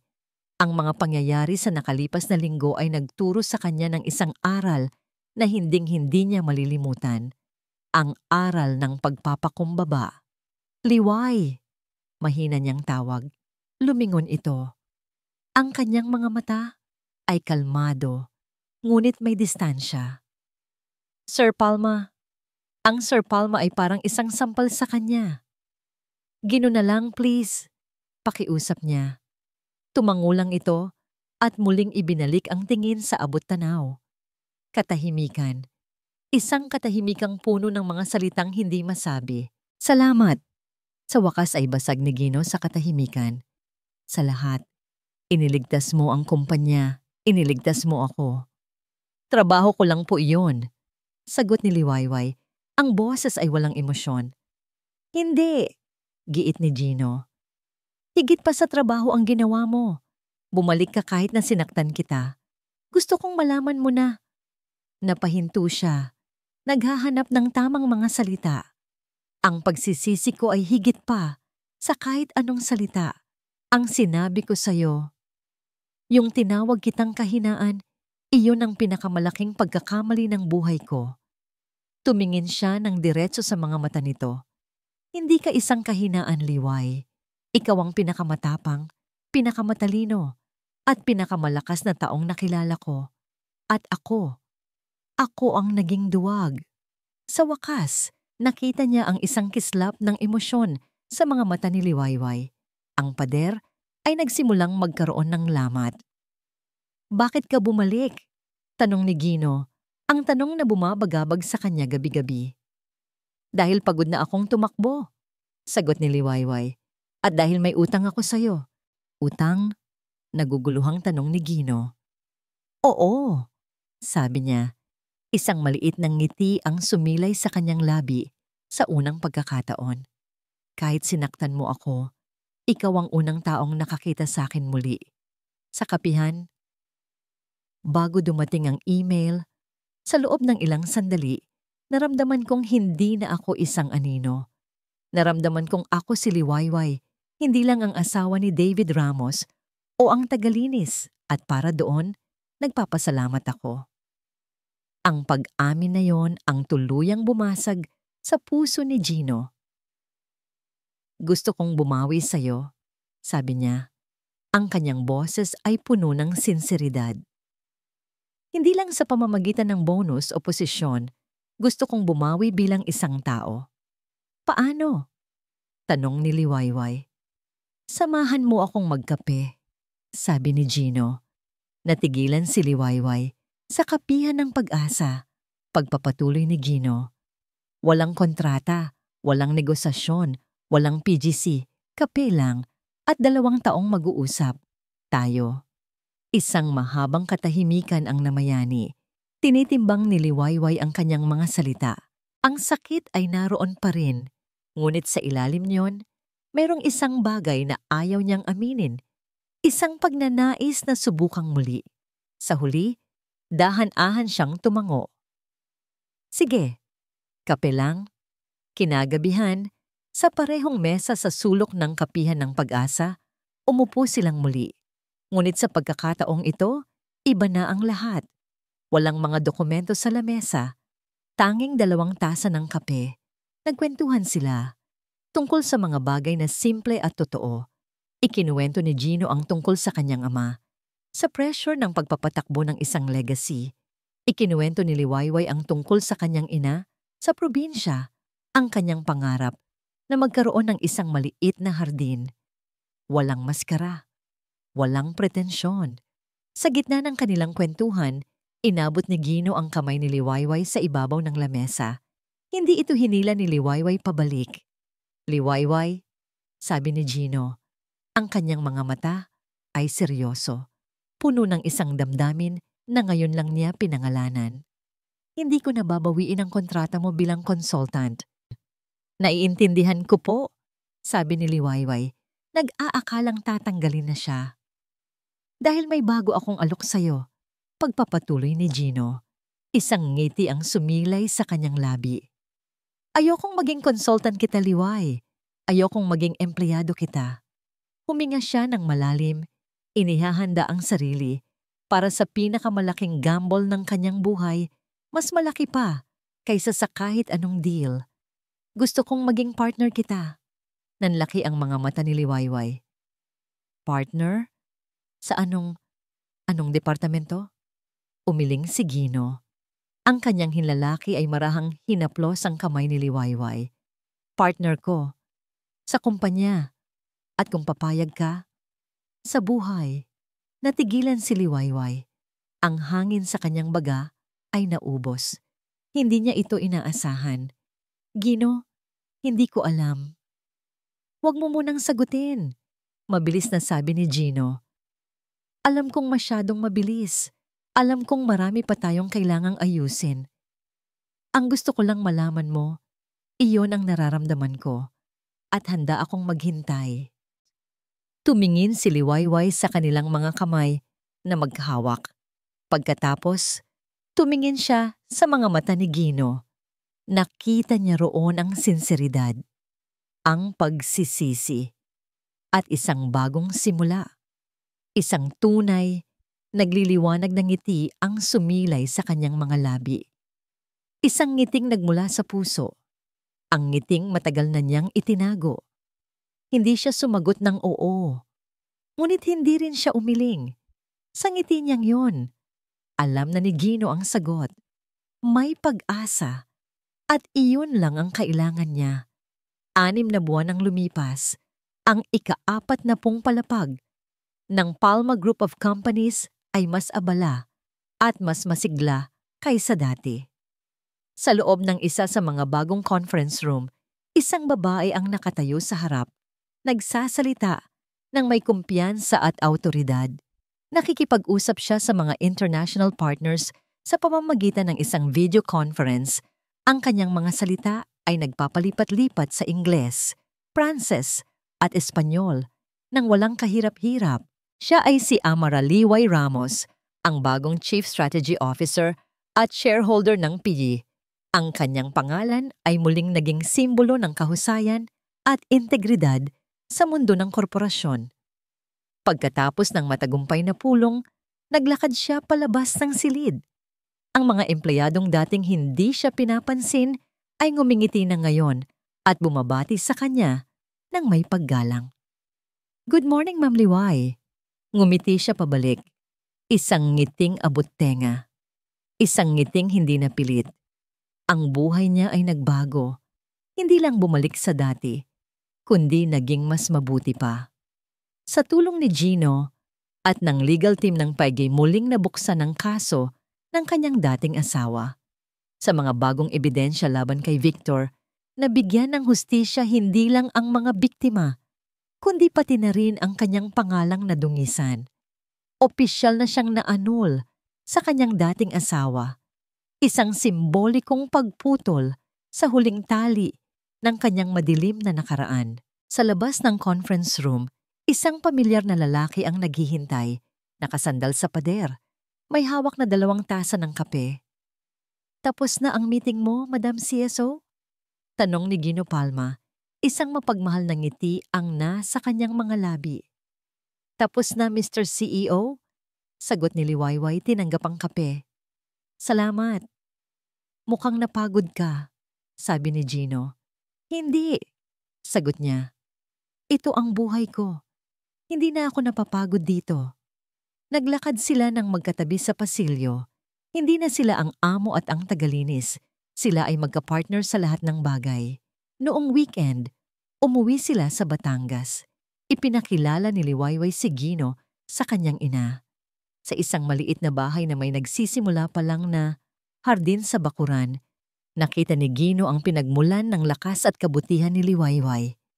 Ang kanyang ina, na ngayon ay malusog na salamat sa mas magandang pangangalagang medikal na kaya nang ibigay ni Liwayway, ay agad na nagustuhan si Gino. "Alagaan mo ang anak ko, iho," sabi ng matanda habang nagmamano si Gino. Marami na siyang pinagdaanan. "Opo, tita. Hinding-hindi ko na po siya bibitawan." Sinserong sagot ni Gino habang nakatingin kay Liwayway. Pabalik sa kasalukuyan, sa pasilyo ng PGC, huminto sila sa isang partikular na lugar. Ang lugar kung saan unang dumaan si Gino, sa tabi ni Liwayway na parang hangin lang. "Naalala mo ba?" Mahinang tanong ni Gino. "Dito mismo. Dito kita unang hindi nakita." Ngumiti si Liwayway. "Naalala ko. At dito rin ako unang nangarap na sana, isang araw, makita mo ako." "Isang malaking tanga ako noon," sabi ni Gino. Puno ng pagsisisi, ngunit may saya sa kanyang mga mata. Bulag. Nakatingin lang sa taas, sa mga kontrata, sa pera. Hindi ko nakita ang yaman na nasa harapan ko lang pala, naglilinis ng sahig. Humarap siya kay Liwayway at hinawakan ang magkabilang pisngi nito. Ang mga empleyadong dumaraan ay napapangiti. Nasanay na sa mga sandaling tulad nito. Ang kanilang love story ay naging isang alamat sa loob ng kumpanya, isang kwento ng pag-asa. Pero ngayon, bulong ni Gino, ang kanyang mga mata ay puno ng pag-ibig. Ngayon, malinaw ka na. Ikaw lang ang nakikita ko. Hindi na niya hinintay ang sagot. Dahan-dahan, sa gitna ng pasilyo na sumisimbolo sa kanilang magkaibang mundo noon, ipinikit niya ang kanyang mga mata at hinalikan ito. Isang halik na hindi na nagtatanong, hindi na nag-aalinlangan. Isang halik na nagsasabi ng salamat, patawad, at mahal kita ng sabay-sabay. Isang halik na nagsasabi ng sa wakas. Tumugon si Liwayway sa halik. Ang kanyang mga kamay ay gumapang sa batok ni Gino. Ang lahat ng sakit, lahat ng takot, lahat ng pagtatago ay natunaw sa init ng sandaling iyon. Hindi na siya si Amara Dubois na biktima ng nakaraan. Hindi na siya si Liwayway Ramos na anino sa kasalukuyan. Siya ay si Liwayway. At siya ay minamahal. At sa wakas, pagkatapos ng mahabang panahon, buo na ulit siya. At dito nagtatapos ang kwento ni Liwayway at Gino. Mula sa kaibuturan ng aking puso, isang taos-pusong pasasalamat sa inyong walang sawang pagsama sa akin sa bawat kabanata ng kanilang paglalakbay. Ang pagsulat ng kwentong ito ay isa ring paglalakbay para sa akin. Kasama ninyo akong naramdaman ang bigat ng nakaraan ni Liwayway, ang mga pader na itinayo ni Gino, at ang unti-unting pag-usbong ng pag-ibig na sinubok ng panahon at mapanghusgang lipunan. Nais kong iwan sa inyo ang isang munting paalala mula sa kanilang kwento na ang bawat isa sa atin, tulad ni Liwayway, ay mayroong itinatagong halaga, isang kislap na naghihintay lamang na muling matuklasan at pahalagahan. At nawa, tulad ni Gino, ay matuto tayong tumingin gamit ang puso, sapagkat ang mga pinakamahahalagang bagay sa mundo ay hindi nakikita ng mga mata. Higit sa lahat, ang pagpapatawad sa iba at lalo na sa ating mga sarili ang siyang tunay na susi sa isang bagong umaga. Ngayon, nais ko namang marinig ang inyong mga puso. Ano ang pinakapaborito ninyong bahagi ng kanilang kwento? Anong aral ang inyong babaunin mula sa pag-iibigan ni Liwayway at Gino? Mangyari po lamang na ibahagi ninyo sa comment section sa ibaba. Ang inyong mga saloobin ang siyang nagbibigay buhay sa bawat kwentong aking isinusulat. Hanggang sa muli nating pagsasama sa isang panibagong kwento ng puso. Lagi po kayong mag-iingat at naway ang pag-ibig ay laging manahan sa inyong mga tahanan. Nagmamahal, Pusong Hiwaga PH.